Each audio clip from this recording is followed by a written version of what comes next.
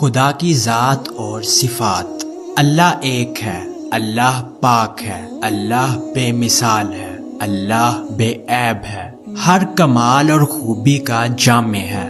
کوئی کسی بات میں نہ اس کا کوئی شریک ہے اور نہ ہی اس کا کوئی برابری کرنے والا ہے اور نہ ہی کوئی اس سے بڑھ کر ہے۔ وہ اپنی صفات کمالیہ کے ساتھ ہمیشہ سے ہے اور ہمیشہ رہے گا۔ ہمیشگی صرف اس کی ذات و صفات کے لیے ہے۔ اس کے سوا جو کچھ بھی ہے وہ پہلے نہیں تھا، جب اس نے پیدا کیا تو پھر وجود میں آیا۔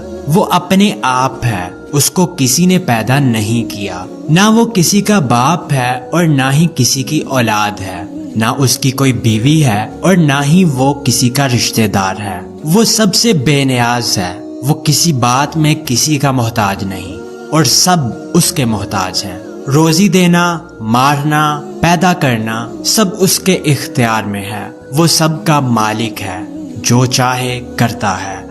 اس کے حکم کے بغیر کچھ بھی نہیں ہو سکتا۔ اس کے حکم پر کوئی بھی اعتراض نہیں کر سکتا۔ اس کے چاہے بغیر دنیا میں ذرہ بھی نہیں ہل سکتا۔ وہ ہر کھلی چھپی ہوئی ہونی اور انہونی کا جاننے والا ہے۔ کوئی چیز اس کے علم سے باہر نہیں ہے۔ دنیا جہان اور سارے عالموں کی چیزیں اسی نے پیدا کی۔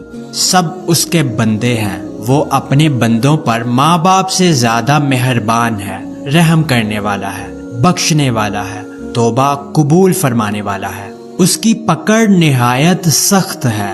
عزت اور ذلت اس کے اختیار میں ہے۔ جسے چاہے عزت دے، جسے چاہے ذلیل کرے۔ مال و دولت اس کے قبضے میں ہے، جسے چاہے امیر کرے، جسے چاہے فقیر کرے۔